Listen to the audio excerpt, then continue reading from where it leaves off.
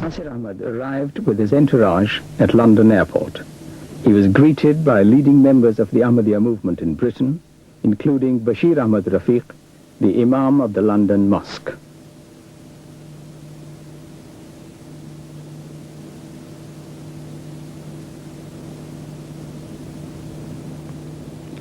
Soon after his arrival, Hazrat Mirza Nasir Ahmad, accompanied by his wife, was escorted to the VIP lounge for a press conference to announce his arrival in the United Kingdom and his proposed attendance at the international conference. Huzur's visit and the conference established milestones for the Ahmadiyya movement in Britain and form part of a worldwide missionary campaign.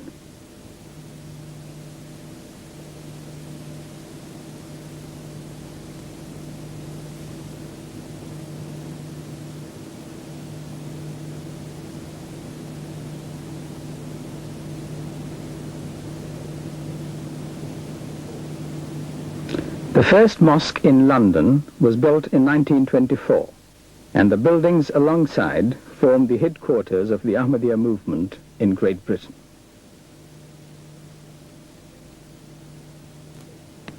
Members and followers of the movement from both the United Kingdom and from other parts of the world gathered in preparation for Hazrat Mirza Nasir Ahmad's arrival. Whilst many friends live in the United Kingdom, others had traveled thousands of miles from the American, Asian, and African continents to be with him.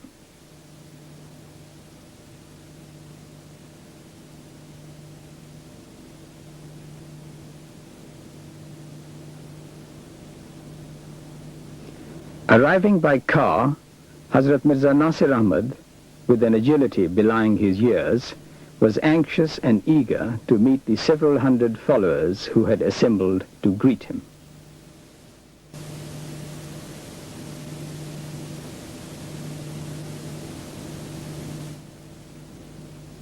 Hazrat Mirza Nasir Ahmad is the third successor of the promised Messiah. He was born in Qadian, India in November 1909 and was elected Khalifatul Masih III in November 1965. Hazrat Mirza Nasir Ahmad is a great intellectual and memorized at a very early age the whole of the Holy Quran. He has an honors degree in Arabic from the University of the Punjab and graduated in philosophy in Arabic from Government College in Lahore.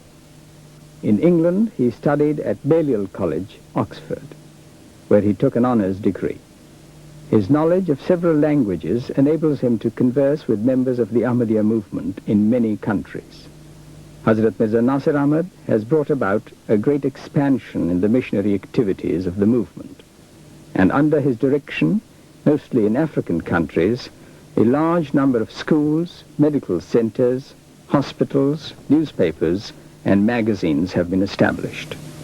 The institutions established by him include the Fazl-e-Umar Foundation, the Nusrat Jahan Leap Forward Program, and the Ahmadiyya Centenary Jubilee Fund.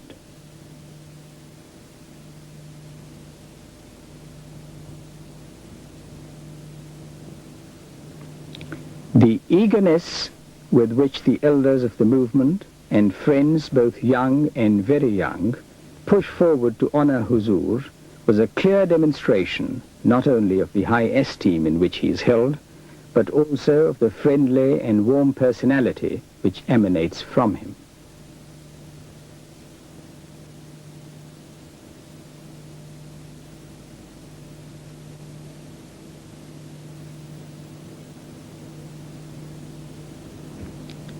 On Friday, June 2nd, 1978, Hazrat Khalifatul Masih once again attended the London Mosque for a prayer service.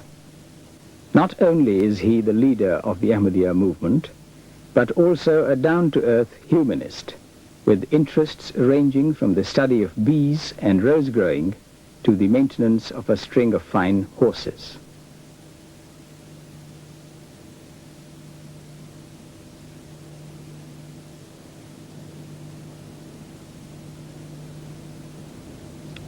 Inside, the mosque was crowded with friends to hear Huzur on this occasion deliver a sermon.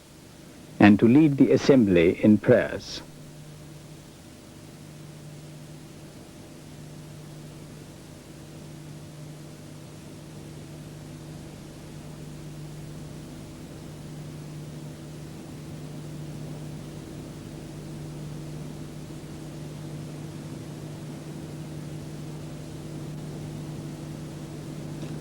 After the prayers in the mosque, Hazrat Khalifatul Masih once again met more of his friends in an informal walkabout in the gardens surrounding the headquarters of the Ahmadiyya movement in England.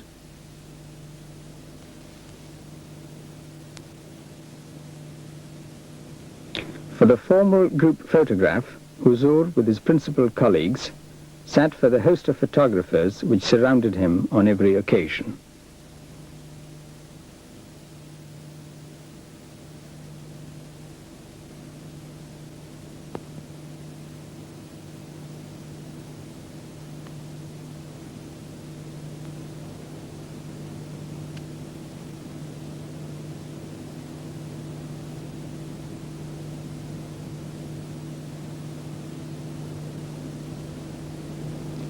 Handshaking, homage, and unreserved adoration were in abundance as friends from all walks of life crowded around Huzur, confirming the popularity of the revered leader. Throughout the world, the Ahmadiyya movement has over 10 million believers, of which around 10,000 are in Britain.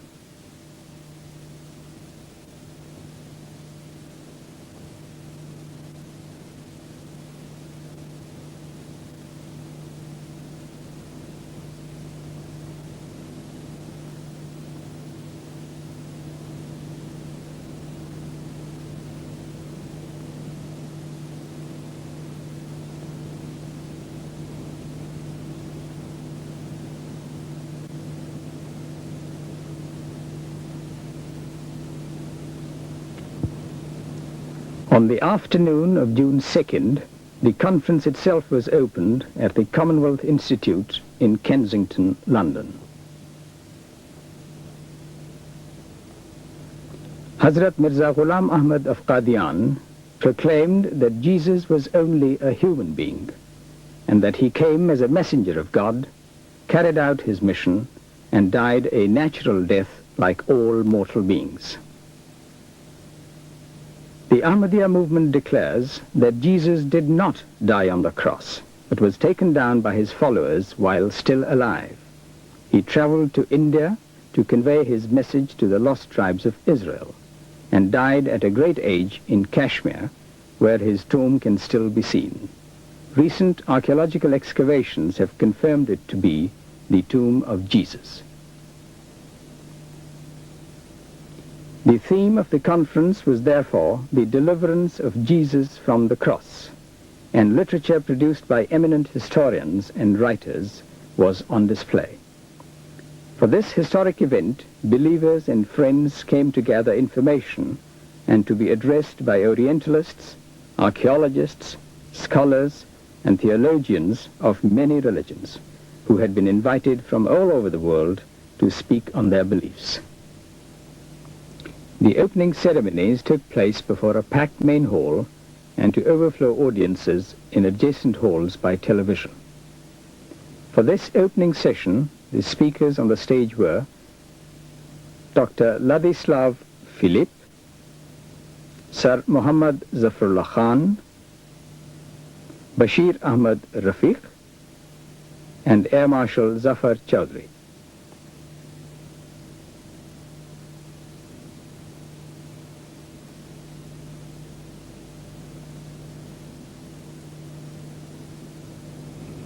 After a reading from the Holy Quran, the welcoming address was made to the several hundred delegates attending the conference by Imam Bashir Ahmad Rafiq. Bashir Ahmad Rafiq came to London in 1959 as a missionary and deputy imam. In 1964, he was appointed imam of the London Mosque.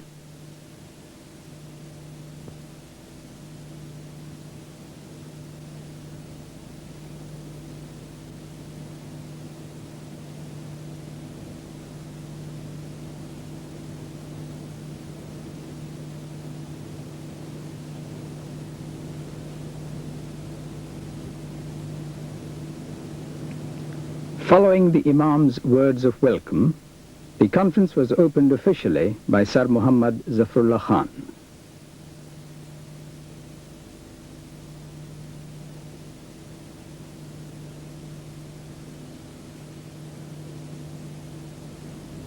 One of the first speakers was Dr. Andreas Faber-Kaiser from Spain, a philosopher and scholar of comparative religion who has pieced together an impressive dossier relating to the tomb of Jesus in Kashmir. Dr. Faber-Kaiser's topic was that Jesus did not die on the cross. From Czechoslovakia, Dr. Ladislav Filip continued and spoke further on the activities of Jesus beyond Palestine and presented a new point of view on the question of the survival of Jesus after the cross. Dr. Philip's study of the historical Jesus began in 1956, since when he has presented papers at the Oriental Institute of the Czechoslovak Academy of Sciences and also at Charles University.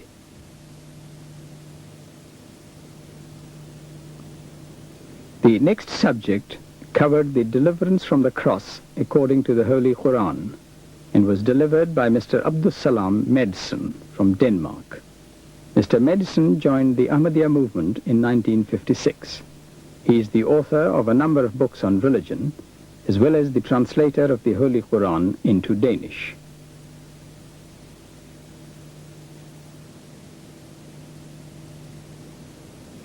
Sir Muhammad Zafrullah Khan is a learned scholar in world religion and the author of several books on Islam. Sir Muhammad is a distinguished personage. He was the first foreign minister of Pakistan and later became president of the General Assembly of the United Nations, and thereafter president of the International Court of Justice. The subject of his paper was The Ministry of Jesus, Prophet or God.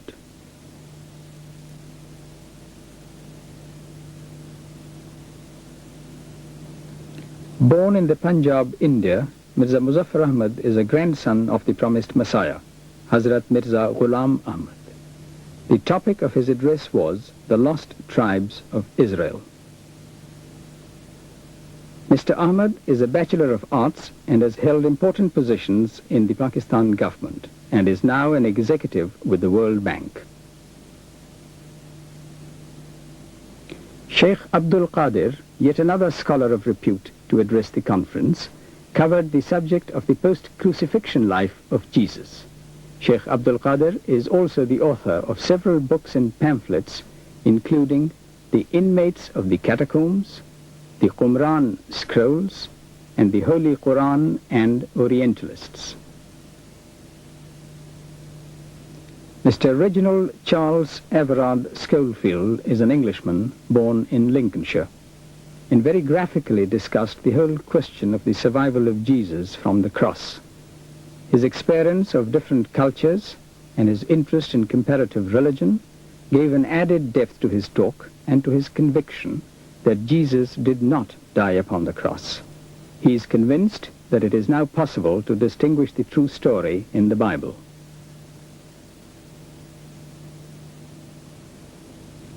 At the closing session, a resolution was put to the Assembly by the Imam of the London Mosque.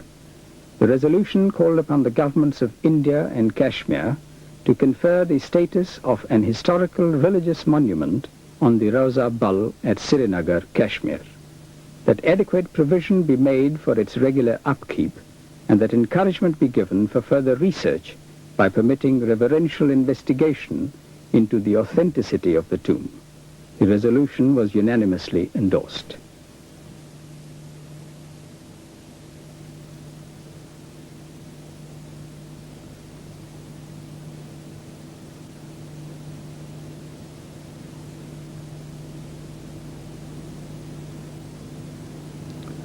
The main exhibition hall at the Commonwealth Institute, which is the permanent home for displays featuring the Commonwealth countries, provided the setting for the finale to the conference.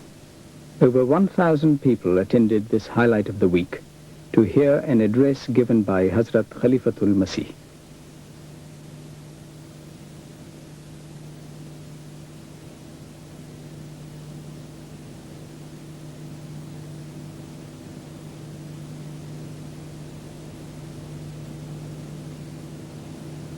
After a recitation from the Holy Quran, given by the Deputy Imam of the London Mosque, and following the welcoming address by Sir Muhammad Zafarullah Khan, Hazrat Khalifatul Masih spoke to the audience.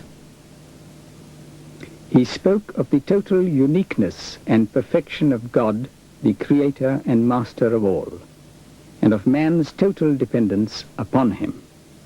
He went on to compare the Christian and Islamic teachings, and with support from the Holy Quran, spoke at great length of the deliverance of Jesus from the cross. He conveyed with great love and humility a message to his people, asking them to be happy and sing praises to God and to turn to him in repentance to win his love. As God had said to the founder of the movement, "If you will become mine, the world will be yours."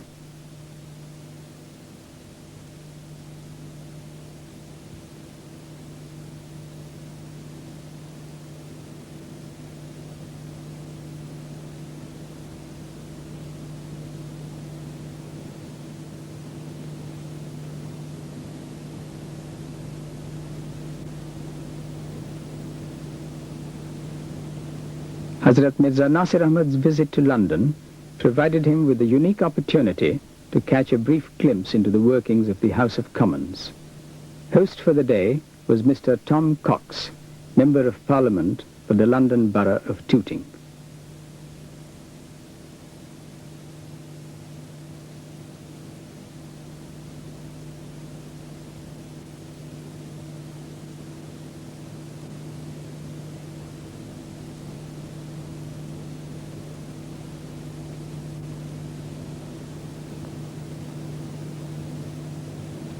In the members' dining room at the House of Commons, over 100 friends of the Ahmadiyya movement enjoyed the warm reception and hospitality extended to them. All the invited guests had the opportunity of meeting the revered head of the Ahmadiyya movement.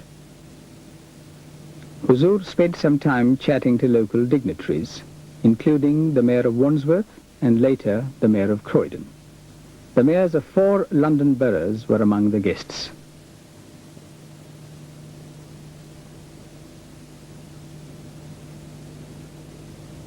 As the House of Commons was in session during the day, an added highlight to this informal occasion was provided by the appearance of a number of members of Parliament who dropped into the dining room during recess. Notable amongst the 18 members of Parliament who called in was Mr. Norman St. John Stevens, and Huzur spent some time talking to him. Undoubtedly, the conversation swung around to religion. Several religious denominations were represented, including members of the Jewish and Catholic faiths, and throughout the afternoon, Huzur was kept busy with introductions and had ample opportunity for conversation on religious matters.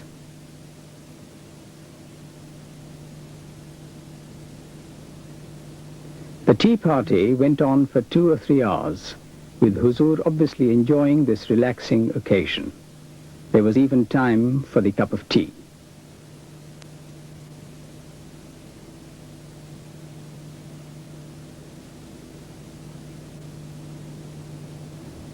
During the proceedings, Huzur appeared to be quite at home and without doubt made a deep impression on the guests. Here the subject under animated discussion could well have been one concerning educational standards. Concluding the afternoon, Huzur visited the public gallery to observe the House of Commons in session, in what is the heart of British democracy.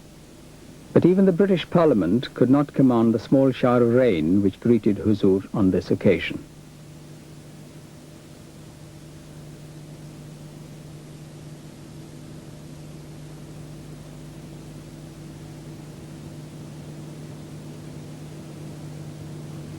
On Sunday, June 11th, under a cloudless sky, Hagley Hall in Starbridge, on the outskirts of Birmingham, furnished yet another lovely occasion. This time, an informal picnic in the grounds of the stately home.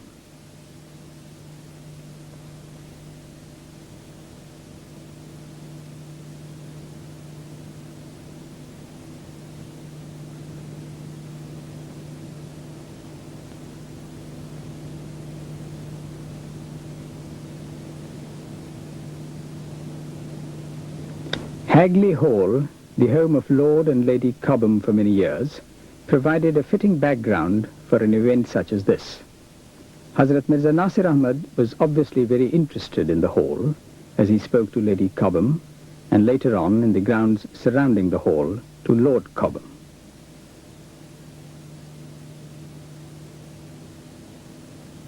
Huzur's extensive travels throughout the world and his experience of life enable him to converse easily at all social levels.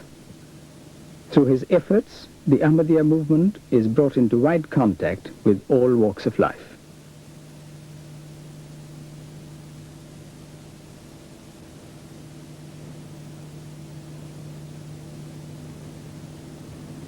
Over 1,000 people travelled by car and coach not only to enjoy the surroundings of the peaceful English countryside, but also to offer prayers with Huzur.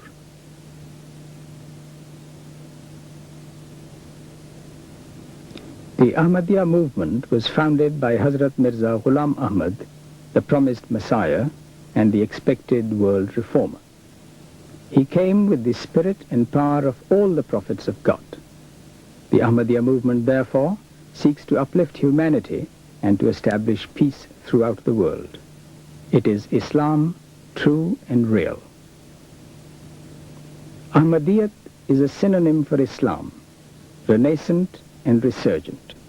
It emphasizes that Islam is not the heritage of Muslims alone, but of the whole of mankind.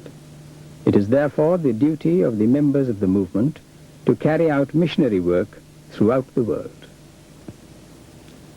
There has been considerable success in missionary activities as seen by the growth in membership of the movement in Africa, Europe and America, as well as Asia.